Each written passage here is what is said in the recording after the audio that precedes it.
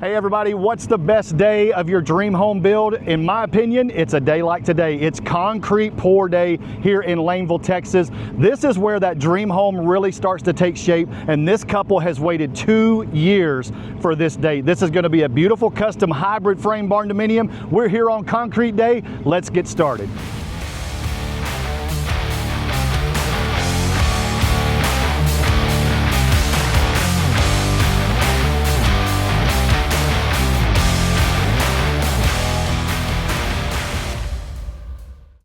All right, so let's take a look at the slab here, what we've got going so far. Now this is gonna be, like we said, a hybrid frame Barndominium, fully custom design. This thing's got 2,700 square foot plus of heated and cooled space, and it only has 2 bedrooms and 2.5 baths. That's right, a lot of open space, and there's gonna be some really cool features inside of this. Now, I'm gonna spin around and kind of show you here. Let me turn my camera around. And if we look at the layout, I'm standing here at the front porch. So this is our front porch area right here. We're gonna be fully gabled right here out the dead center, and we're gonna have a centered front door right here. Now, this is actually gonna be bedroom number 2. In the back here, we're gonna have a large coffee bar right here, fully custom design here by the homeowner. She did a great job designing that and implementing that into the build. Now what you see here, this is a perimeter footer, an interior footer right here that ties into the perimeter footer. So we do have, which is sometimes we don't have to have these, but just for peace of mind and safety and security, we've done some interior footing with this hybrid here. And so this is gonna be our kitchen area. Where you see the white transition over to the black vapor barrier there, this is gonna be our kitchen area. It will have a flat ceiling, and it's actually gonna open up into an entryway / our vaulted living room right here. If you can see these, we've got floor plugs set in right here with our rough end electrical. And then this over here is gonna be, in the back corner, is gonna be our entire big master suite. You can see also we've got a 2-car garage over there. Now, what's unique, some of the added features that we've got in this one is if I stand here, this is the center of the layout right here. You can see that interior footer that we've got right here. This is where the front door is gonna be.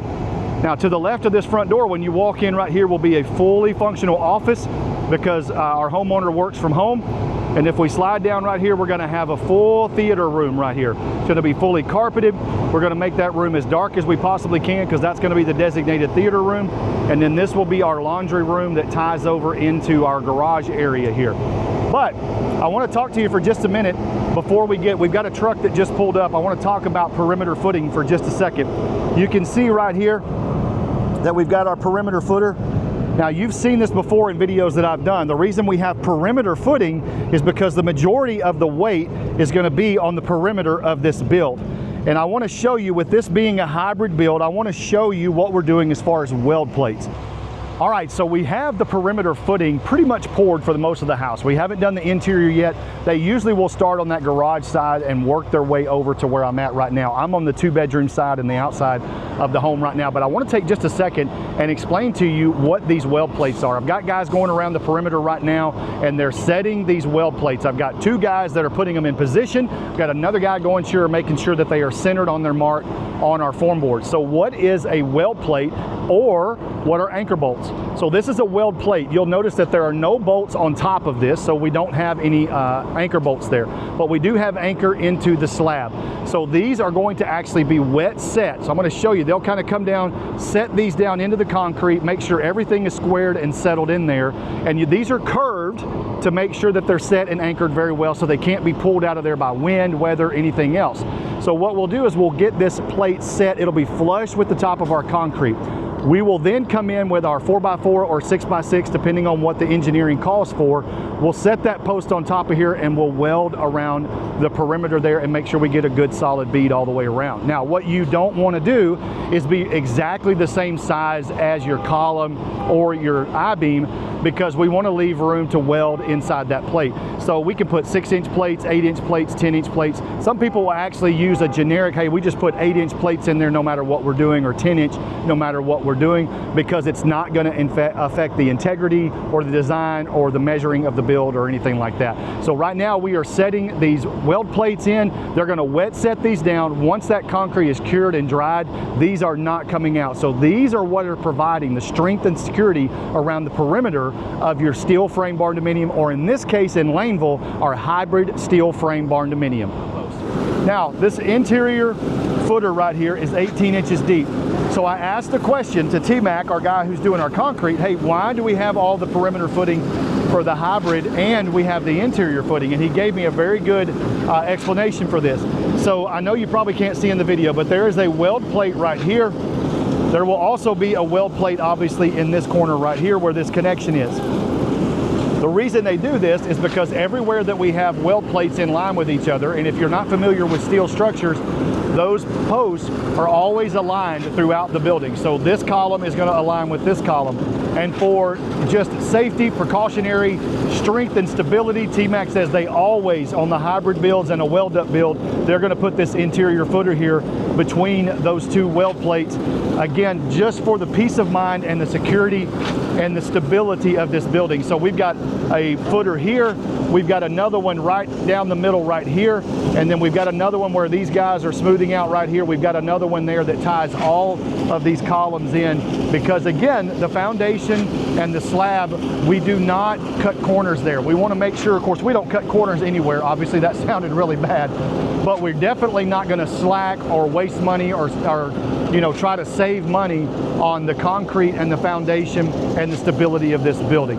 So interior footing on a hybrid Barndo, you want to consider that, because that's going to tie in and just add added strength and added stability to your build. All right, so let's look at the back side of the layout right here. We talked about the front patio up there, so I want to come in here to the back because there's another little added feature that we built into this design.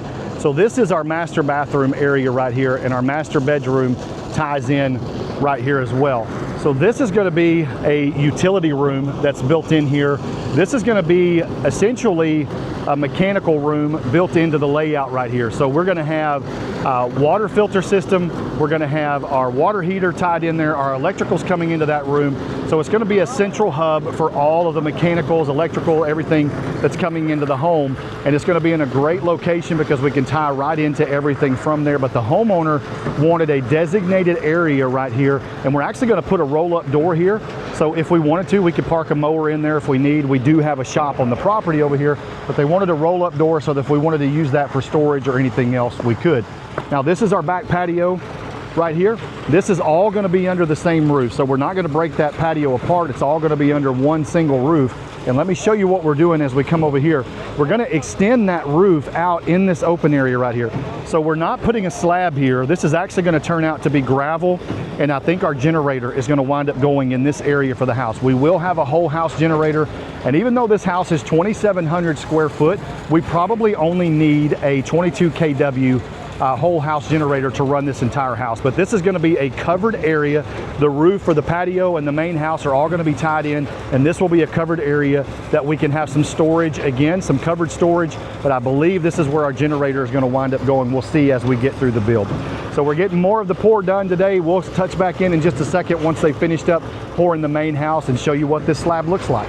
All right, so let's wrap up the video here by telling you a little bit about the specs of the slab itself. We've got about 3/4 of the slab poured. We've got one more truck here. So in total, we're gonna have about 80 yards for this build. And if you look at the footprint, we've got 2,700 plus square foot of heated and cooled. We've got about 650 square foot of garage space, I believe. And then we've got about 800 square foot, close to 900 square foot of porch space in here. So pretty big footprint overall. So 80 yards roughly of a pure concrete mix that we've got.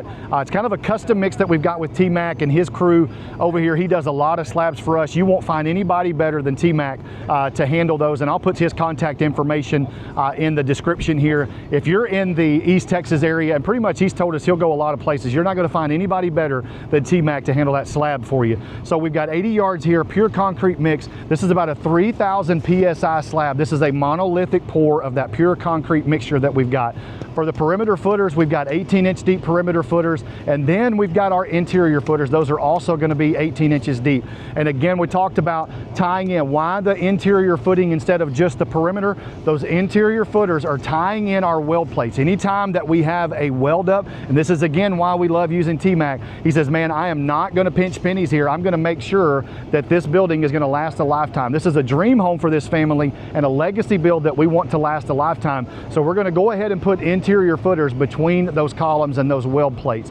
So that's going to wrap up this video tour. Again, another dream home getting started here in Laneville, Texas this time. So again, it took 2 years for this family to get to this point. There's no more exciting day than concrete pour day. I'm Charlie. Hope you've enjoyed this episode. We'll see you again next time.